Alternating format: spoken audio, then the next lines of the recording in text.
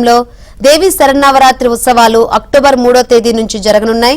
ఈ సందర్భంగా సీఎం చంద్రబాబుకు మంత్రి ఆనం రామనారాయణ రెడ్డి, దేవాదాయ శాఖ కమిషనర్ సత్యనారాయణ ఆహ్వానం అందించారు। వేద పండితులు సీఎం చంద్రబాబుకు వేద ఆశీర్వచనాలు ప్రసాదాన్ని అందించారు। ఉత్సవాలు వైభవంగా జరపడంతో పాటు భక్తులకు ఎలాంటి ఇబ్బంది లేకుండా చర్యలు తీసుకోవాలని సీఎం చంద్రబాబు అధికారులకు సూచించారు।